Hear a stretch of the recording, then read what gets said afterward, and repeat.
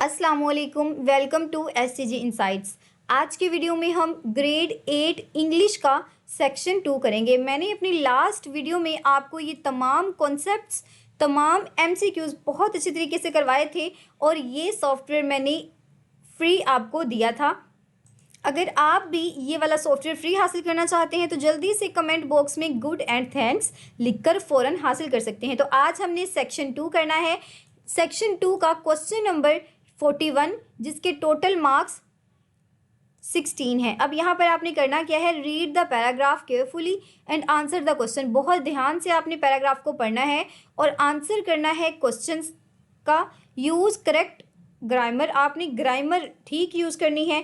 Punctuation यानी कि जो कोमास फुल स्टॉप लगाने हैं वो ठीक होने चाहिए और आपके स्पेलिंग्स बिल्कुल ठीक होने चाहिए। तो यहाँ पर एक पैराग्राफ है, हम पैराग्राफ पढ़ते हैं। In a jungle on a big oak tree there lived a flock of geese and a wise old gander। अब यहाँ पर मैं आपको एक बहुत मज़े का मैजिक करके दिखाती हूँ। ये देखिए स्टूडेंट, अब आपको ये पढ़ना बहुत मुश्किल लग रहा था और आपका टाइम भी बहुत लगना था, तो यहाँ पर एक मैजिक है। जैसे ही हम यहाँ पर आएंगे, क्लिक करेंगे और यहाँ पर मैं क्लिक करते ही ये देखें, ये पूरा पैराग्राफ आपका उर्दू में हो गया है। अब आप पूछेंगे मैम इसका क्या फ़ायदा? तो कोई भी वीडियो, कोई भी ऐसी चीज़ जो आपको इंग्लिश में समझ नहीं आती तो आप आराम के साथ अपने लैपटॉप पर जाकर कुछ इस तरह से इसे उर्दू में ट्रांसलेट कर सकते हो। तो अब हम यहाँ पर पढ़ते हैं कि पैराग्राफ क्या था। एक जंगल में एक बड़ा बालूत के दरख्त पर गजेरों का एक रेवड़ और अक्लमंद बूढ़ा जिरिंद रहता था। एक दिन जेंडर ने दरख्त के नीचे एक छोटी बैल देखी। ये बहुत खूबसूरत लग रही थी, लेकिन जो गार्डनर था वो उसे देखकर खुश नहीं हुआ। इसे डर था कि बैल बढ़ेगी और जल्द ही दरख्त की चोटी तक पहुंच जाएगी, क्योंकि अब देखिए ना, एक बड़ा सारा दरख्त है। अब उसने देखा कि एक बैल है, उसे वो बैल तो प्यारी लगी, लेकिन उसके दिल में ये भी खतरा बढ़ गया कि अब जब तक ये बड़ी होगी तब तक तो ये चोटी तक पहुंच जाएगी और एक शख्स ऊपर चढ़ने और इनके लिए जाल बिछाने में मदद कर सकता है। तो इसका मतलब है कि वो जाल बिछा सकता था। इसने गेज़र को तनबीह किया कि वो इसे काट दे जब वो छोटा हो जाए। तो उसने ये नसीहत की थी ना कि उसे छोटा ही रहने दो, उसे काट दिया जाए ताकि वो बड़ा ही ना हो और शिकारी उस तक पहुंच ही ना पाए। इसने नसीहत कर दी, लेकिन उसका नौकर था, उसने उस पर कान ही नहीं धरे, वो उसे भूल गया। इसी दौरान बैल बड़ी होती गई और दरख्त की चोटी पर पहुंच गई। एक दिन जब गेज़र खाने के लिए निकले थे तो एक शिकारी आ गया और उनके लिए जाल बिछा दिया। वापसी पर गेज़र पकड़ा गया। आंसू बहाते हुए गेज़र ने अक्लमंद बूढ़े से माफ़ी मांगी और इसे मदद करने को कहा। मेहरबान ने इसे माफ़ कर दिया और इसने कहा कि जब सुबह शिकारी आए तो खामोश रहना और मरने का बहाना करना। इसने कहा मुर्दा गेज़र उसने ये समझेगा कि जो गेज़र है वो मुर्दा है और उनको जाल से आज़ाद कर देगा, तब वो सब उड़ सकते हैं। इससे गेज़र ने हमेशा के मशवरे पर अमल किया। तो अब यहाँ पर एक मैं आपको और आसान सी चीज़ बताती हूँ स्टूडेंट्स कि ये स्टोरी कहाँ से थी। आपको याद है कि एक बचपन में हमने एक कहानी पढ़ी थी जिसके अंदर कबूतर उड़ के जा रहे होते हैं और वो देखते हैं कि ज़मीन के ऊपर दाने पड़े हुए हैं। वो तमाम कबूतर कहते हैं कि हम जल्दी से ये दाने खाते हैं, लेकिन जो बड़ा कबूतर कहता है कि नहीं ठहरो, हो सकता है यहाँ पर कोई जाल हो। तो वो कहते हैं नहीं नहीं, हम तो चलेंगे, हम तो खाएंगे। तो जब वो उतरते हैं तो वो सच में जाल होता है और वो जाल में फंस जाते हैं। तो फिर क्या होता है, बूढ़ा कबूतर क्या कहता है कि सब मिलकर जोर लगाओ और जाल समेत ही उड़ जाओ, तो वो कामयाब हो जाते हैं। तो यहाँ पर हमें यही बताया गया है कि बड़ों की बात मान लेनी चाहिए, कभी भी बड़ों की एडवाइस को फॉरगेट नहीं करना चाहिए। तो कहते हैं ना, बा अदब बा नसीब। तो इस चीज़ को आपने अपने माइंड में रखना है कि हमेशा बड़ों की इज्जत करनी चाहिए, उनकी बात माननी चाहिए। अब हम देते हैं इन सवालों के जवाबात। Where did the flock of geese and wise old gander live? तो अभी हमने पढ़ा ना कि कहाँ पे रहते थे, वो तो जंगल में रहते थे। तो यहाँ पर लिखा हुआ है the flock of geese and wise old gander live on a big oak tree in a jungle. तो ये रहा, यहाँ पर in a jungle on a big oak tree there live a geese and a wise gander. तो आपने इसको थोड़ा सा चेंज करके लिखना है। ऐसे भी उठा के लिख सकते हैं, लेकिन ऐसे उठा के लिखना थोड़ा सा अच्छा नहीं लगता। तो आप इसे किस तरह से लिख सकते हो बच्चों कि the flock of geese and wise old gander live on a big oak tree in a jungle. इसी तरह what did gander see at the bottom of oak tree. उन्होंने क्या देखा था? उन्होंने देखा था कि the gander saw a tiny vine growing at the bottom of oak tree, यानी कि एक छोटी सी जो टहनी है वो बड़ी हो रही है जंगल के अंदर। ये उन्होंने देखा था। अब जाहिर सी बात है, जब कोई पौधा बड़ा हो जाता है तो वो सबको नज़र आता है ना, और जब कोई चीज़ छोटी होती है तो शिकारी उसे देख नहीं सकता। अब हम देखते हैं who laid a trap of cage. किसने लेड किया था ट्रैप? किसने ट्रैप किया था? अ हंटर। हंटर आया था जिसने ट्रैप किया था। And laid a trap of geese while they had gone out of food. तो जब वो बाहर निकले थे खाने के लिए या खाना ढूंढने के लिए, तो जो शिकारी था उसने जाल बिछा दिया था। What did Gazes do when Gender first warned them the wine? जब उसने पहली बार उसे वार्न किया था या पहली बार समझाया था, तो गेजर ने क्या किया था? द गेजर डिडंट हेयर हिज एडवाइस। पहली बार तो उसकी नसीहत सुनी ही नहीं थी। And completely forget about warning, और वार्निंग से को बिल्कुल वो ट्रैप कर गया था। अब देखें, यहाँ पर दो सेट थे ना आपके, आपने दोनों सेट में से किसी एक सेट का आंसर करना था। तो अब नेक्स्ट सेट हम कर लेते हैं। How did gauge get caught in a trap. Trap वो जो जाल था उसमें कैसे फंसे? जब वो बाहर फूड लेने गए थे, तो जब वो वापस आते हैं तो ओक के ट्री में वो फंस जाते हैं। ठीक है, जब वो बाहर जाते हैं तो जाल भी चुका होता है। What plan did gander suggest to save the geese from the hunter. तो जो बड़ा समझदार जेंडर था उसने क्या प्लान किया था जीसस को? The gander suggest that they should lie still and pretended to be dead. तो उन्होंने कहा कि आप ऐसे ही पड़े रहो और इस तरह से शो करो कि आप लोग मरे हुए हो। तो जब शिकारी आएगा तो वो कहेगा कि भाई मरे हुए गेजिस का मैंने क्या करना है, वो आपको फ्री करके भाग जाएगा या फिर आपको बाहर निकाल के फेंक देगा। तो why did geese apologies to gander after caught. तो उन्होंने माफ़ी क्यों मांगी थी? क्योंकि उन्होंने इसलिए माफ़ी मांगी थी कि उसने बड़ों की नसीहत को नज़रअंदाज किया, इस वजह से वो मुसीबत में फंस गए। तो बड़ों की नसीहत को कभी भी नज़रअंदाज नहीं करना चाहिए। इसी तरह attempt any one out of the following question. आपने इन तीनों में से कोई एक क्वेश्चन को का आंसर करना है। ऊपर भी देखिए, अगर हम तो यहाँ पर भी आपने 2 का करना था। इन तीनों में से किसी 3 का जवाब देना था, और ऊपर जो थे यहाँ आपने तीनों का ही जवाब देना था। यानी कि इसमें 1 क्वेश्चन की चॉइस थी, इसमें 2 क्वेश्चन की चॉइस थी आपके पास, और इसके अंदर आपके पास 1 क्वेश्चन की चॉइस है। तो how can listen to elder advice help us in our daily life. बड़ों की नसीहत पर अमल करने से का हम पर क्या असर होता है? तो हम पर क्या असर होता है student? Listening to elders advice can help avoid hidden danger. जो ख़तरे पोशीदा होते हैं उनसे हमें महफूज रख सकते हैं। जो बड़े होते हैं वो समझदार होते हैं, अच्छे फ़ैसले करते हैं, और क्योंकि वो बड़े होते हैं इसीलिए उनका एक्सपीरियंस बहुत होता है, और वो जानते हैं कि हमारे लिए क्या अच्छा है और क्या बुरा है। If a dangerous situation grow slowly. अगर डेंजरस सिचुएशन स्लोली ग्रो करे, what should we do prevent trouble later. तो हम इसे किस तरह से बच सकते हैं? अगर dangerous situation grow slowly, we should address and resolve it immediately while it is still manageable rather than waiting to become a large. तो इसका मतलब है कि जब मसला छोटा होना उसे तभी सुलझा लेना चाहिए। ये नहीं करना चाहिए कि उसे हम वहीं पर ही रखें और आहिस्ता आहिस्ता वो इतना बड़ा हो जाए कि सुलझाने के काबिल ही ना रहे। अब जैसे आपने अपने पेपर की तैयारी नहीं की, पूरा साल ही आपने नहीं पढ़ा, लेकिन आज आपको एहसास हो रहा है कि भाई मैंने इंग्लिश के पेपर की तैयारी करनी है, तो आज आप क्या करें? अपने व्हाट्सएप को, अपने टिकटॉक को, इंस्टाग्राम को, सबको बंद करें और फोकस के साथ अपने कॉपी, पेंसिल, बुक और यूट्यूब से अच्छे तरीके से तैयारी करें, तो आप बच सकते हैं फेल होने से। हाँ जी, तो हदायतें आपको काफ़ी हो गई हैं। नेक्स्ट हम देखते हैं question number 42। Below is a paragraph full of mistake. ये जो नीचे पैराग्राफ है इसमें बहुत ज़्यादा मिस्टेक है।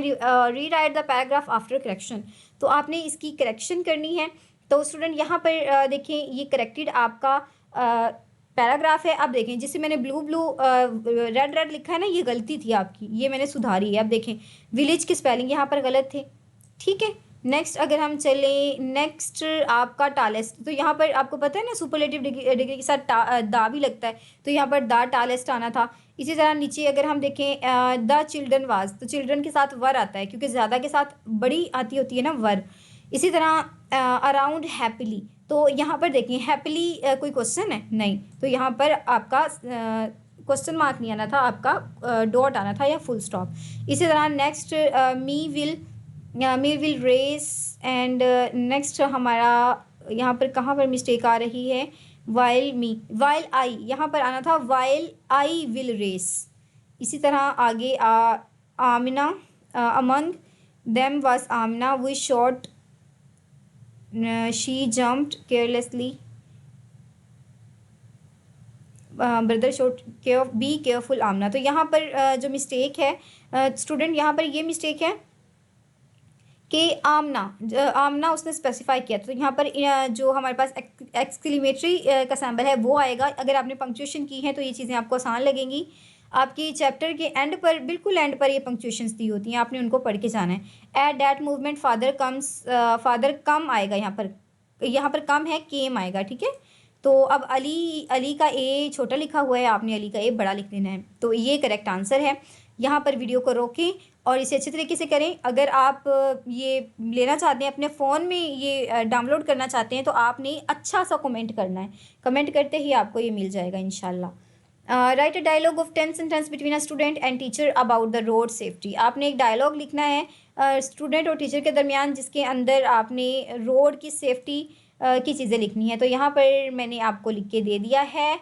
हाँ जी, तो student, good morning sir, could you please tell me something about the important road safety. Student कहता है कि गुड मॉर्निंग सर, क्या आप मुझे रोड सेफ्टी के लिए कुछ बता सकते हैं। Teacher, good morning, yes of course, road safety is about following traffic rules to prevent accidents and life saves. तो लाइफ, ज़िंदगी को सेव करने के लिए ट्रैफिक के कानून बनाए जाते हैं। Student, why it is strictly advise to wear a helmet while riding a motor bike. तो ये देखें स्टूडेंट, मैंने उर्दू के लिए भी आपको बताया था ना कि मौजूदा दौर से कुछ ना कुछ आता है। तो अब अगर आप देखें, हमारी 2026 में हेलमेट की बहुत पाबंदी है और लाइसेंस की। तो देखिए मुकालमा भी आया है ना, बिल्कुल वही ट्रैफिक के कानून वाला, रोड सेफ्टी वाला।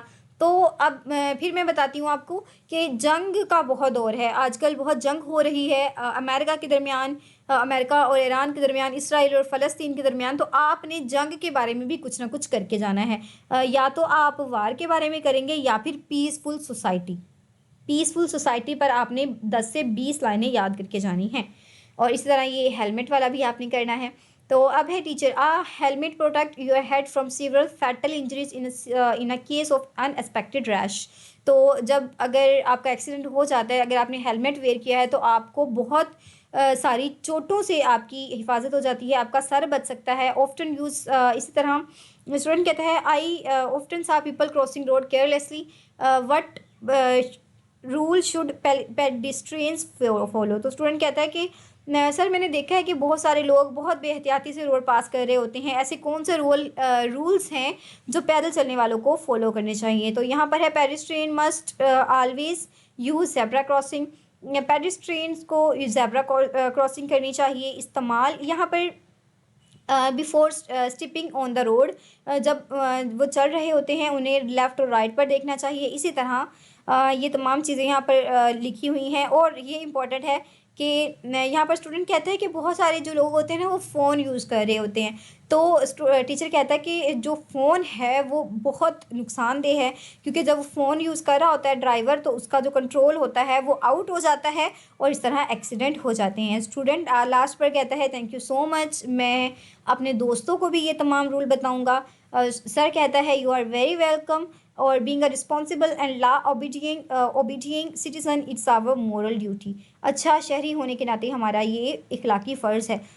अब यहाँ पर अब्दुल सत्तार ईदी की तस्वीर थी स्टूडेंट, तो यहाँ से ये नज़र नहीं आ रही आपको।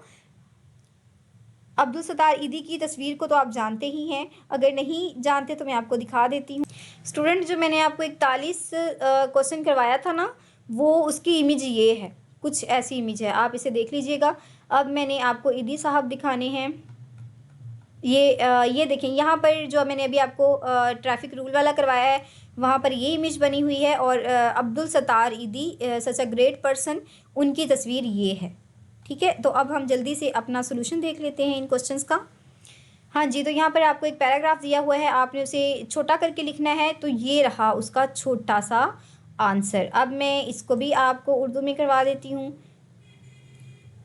तो अब्दुल सत्तार ईदी एक मारूफ पाकिस्तानी इंसान दोस्त थे, इंसानों के साथ दोस्ती थी, जिन्होंने अपनी सादा ज़िंदगी के 55 साल इंसान की खिदमत के लिए वक्फ़ कर दे। अपनी अहलिया बल्कीस ईदी के साथ उन्होंने ईदी फाउंडेशन ट्रस्ट कायम किया, जो फ़लाही मरकज़ और अवामी अतियात के ज़रिए दुनिया की सबसे बड़ी रज़ाकार एम्बुलेंस सर्विसेज चलाता है। 2026 में इनकी वफ़ात के बाद इनके बेटे फैसल ईदी ने अपने शानदार खैराती मिशन को कायम रखा। तो ये आप इसका उर्दू में भी देखें और इंग्लिश में भी मैंने आपको करवा दिया है। अब हम नेक्स्ट देखते हैं। You are living in a hostel, आप हॉस्टल में रहते हैं।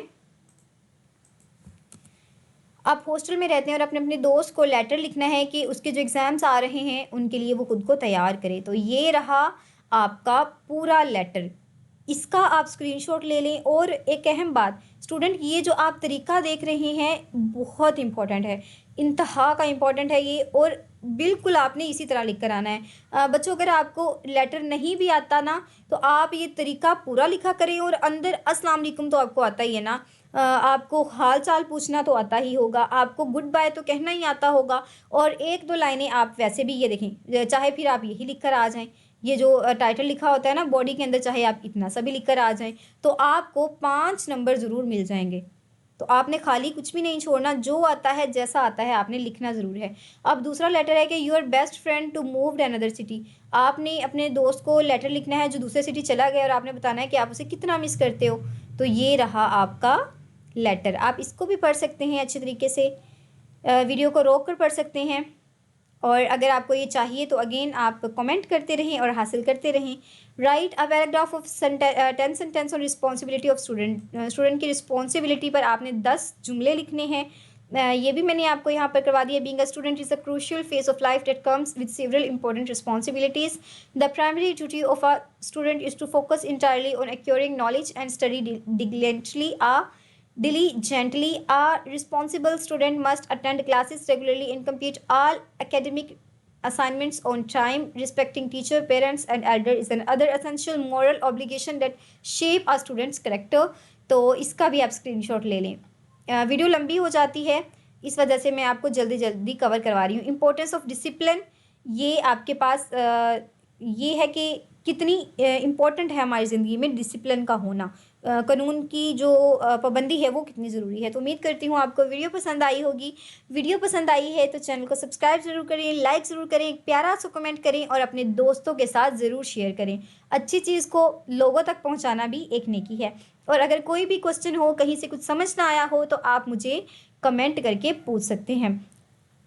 अगर आपको वीडियो अच्छी लगी है तो आप मुझे कमेंट बॉक्स में अपनी किसी और बुक का भी बता सकते हैं। जैसे आपका नेक्स्ट पेपर साइंस का है तो आपने मुझे बताना है कि मैं साइंस की वीडियो बनाऊं या ना। अपना ख्याल रखें, दूसरों का ख्याल रखें और बहुत मेहनत के साथ अपने पेपर की तैयारी करें। अल्लाह हाफिज़।